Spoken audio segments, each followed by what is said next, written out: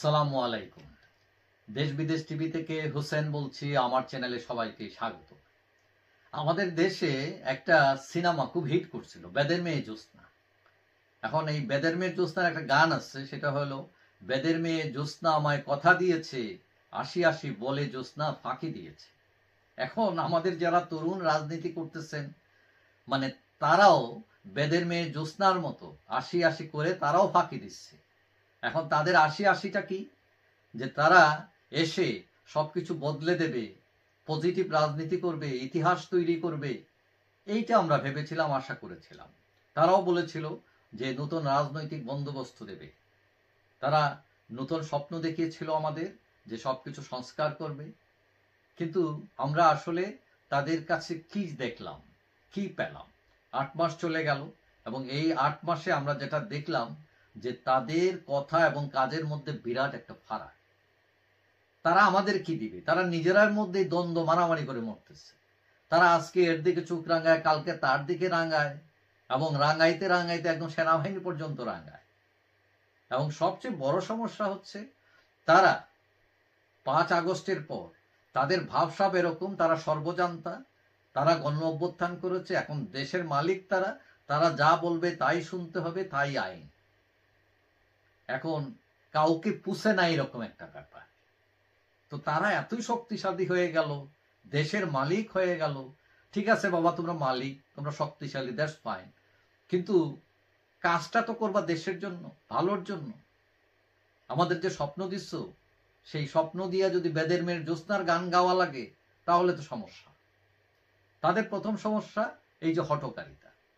তারা প্রেসিডেন্ট বিদায় করে দেবে, সংবিধান ফেলে দেবে, এই করবে, আওয়ামী লীগ নিষিদ্ধ করবে, এবং কোনোটাই আসলে করতে পারে না। মানে দৌড়াদৌড়ি, লাফালাফি করে পরে দেখা যায় আবার চুপ হয়ে গেছে। এবং আরেকটা সমস্যা হচ্ছে তাদের রাজনীতি অস্বচ্ছ রাজনীতি। মানে সবাই মনে করছিল এরা কিছু করুক আর না পারুক, চিল্লাচিল্লি করুক আর যাই করুক, মানে তারা অনেস্ট। কিন্তু তাদের অনেস্টি নিয়ে কোয়েশ্চেন দেখা দিচ্ছে। কিরকম? যে দেখা যায় ইফতার পার্টি করে কোটি টাকা দিয়ে। কয়দিন আগে তোমরা টিউশনি করছো, পকেটে টাকা নাই, লাইনের বাসে, জক্কর বাসে চইরা বাড়ি গেছো। এখন তারা দেখা যায় শত শত গাড়ির বহর নিয়ে তারা শোডাউন করতেছে, কোটি টাকার ইফতার পার্টি দিতেছে 5 স্টার হোটেলে। টাকা কোথা থেকে আসে সেটা আবার বলে না। এখন তাদের ক্যারেক্টার নিয়েও এখন সন্দেহ দেখা দিচ্ছে। তারপরে তাদের যে রাজনীতি ইন করছে, নাগরিক পার্টি করছে, সেখানে তারা ওই যে সর্বজান্তার একটা ব্যাপার, ওভার কনফিডেন্স। তাদের উচিত ছিল যে যারা রাজনীতিতে অভিজ্ঞ তাদের সাথে কনসাল্ট করে এমন একটি আইন বানানো, বা তাদের যে গঠনতন্ত্র তৈরি করা, যেটি যুগোপযোগী হয়, আধুনিক হয়। কিন্তু তারা এসে কি করলো, যে অনূর্ধ্ব 50 বছরের কোনো লোক কমিটিতে থাকতে পারবে না। আরে মিয়া, 50 বছর এখন একটা বয়স হইল? বয়স এখন বলা হয় এটা একটা সংখ্যা। এগুলো সেকালে চিন্তা, যেখানে মানুষের গড় আয়ু বাংলাদেশে 72-73 বছরে, কয়েকদিন পরে 80 চলে যাবে, সেখানে তুমি 50-এ তাকে আটকায় রাখতেছো কেন?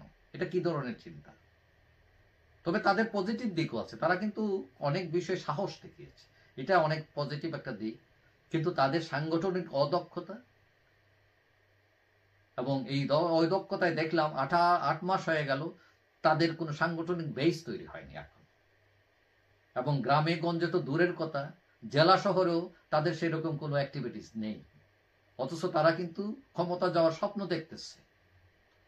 তো এখন প্রথম শুরুতে 5 আগস্টের পর তারা ব্যাপক সাপোর্ট পায় অনেক মানুষের, কারণ অনেক মানুষ আওয়ামী লীগের উপর অনেক বিরক্ত হয়ে গিয়েছে। কিন্তু এখন দেখা যায় তাদের উপরও বিরক্ত হচ্ছে মানুষ, এই তাদের বিভিন্ন অ্যাক্টিভিটিসের কারণে। এবং রিসেন্টলি অনেক জরিপ হয়েছে, নির্বাচন জরিপ, তাতে দেখা যাচ্ছে যে এই যে নাগরিক পার্টি বা বৈষম্য বিরোধী যারা, তাদের জনপ্রিয়তা একদম তলানিতে বলতে গেলে, মানে লেস দেন 5%, প্রায় প্রতিটি জরিপে। এখন জরিপ বলছে যে আগামীতে বেশিরভাগ জরিপই বলছে যে বিএনপি ক্ষমতায় যাবে, যাওয়াটার সম্ভাবনাই বেশি। এখন আবার কেউ কেউ মনে করছেন যে আওয়ামী লীগ আর বিএনপি তো এক ক্যাটাগরির দল, এরা ওইসব দলে গলা কাটা, ঠোঁট কাটা, মাথা ফাটা লোকরাই বেশি। তাহলে যদি একই স্টাইলের হয়, তাহলে আওয়ামী লীগকে বিদায় করে লাভ কি হলো? বরং আওয়ামী লীগ বহু অন্যায় করলেও তারা দেশের উন্নয়ন করছে, এটাকে অস্বীকার করতে পারবে না। তাহলে আওয়ামী লীগ ভালো ছিল। এখন কথা হলো যে বৈষম্য বিরোধীরা যারা, এই তরুণরা, তারা আমাদেরকে একটা আলোর পথ দেখাইছিল, কিন্তু সেটা যদি আতুর গড়েই সেটা নিভে যায়, তাহলে তো এই জাতির জন্য ওই কাদা ছাড়া কোনো উপায় নাই। তারা ওই বেদের মেয়ের জ্যোৎস্নার গানই গাইতে হবে, হ্যাঁ, আসি আসি বলে জ্যোৎস্না ফাঁকি দিয়েছে, এবং আমরাও বলতে হবে যে ভাইয়েরা, তরুণেরা, তোমরা আমাদেরকে তো একটা শুভঙ্করের ফাঁকির মধ্যে ফেলে দিলে। তবে সময় একদম শেষ হয়ে যায়নি, সময় এখনো আছে। তারা এখনো তরুণ, উচিত নিজেদেরকে মূল্যায়ন করে এবং সবকিছুতে মাস্টারি না করে, সব জানতা না হয়ে, বাস্তবতা থেকে কিছু শেখে তারপরে দাঁড়ানো দরকার।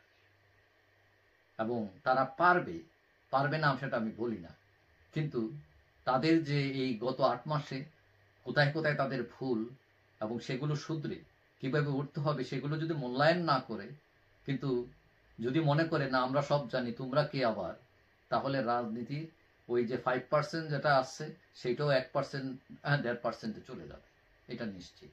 যাই হোক, সবাই ভালো থাকবেন। আশা করি দেখা হবে অন্য কোনো ভিডিওতে, ইনশাআল্লাহ। আল্লাহ।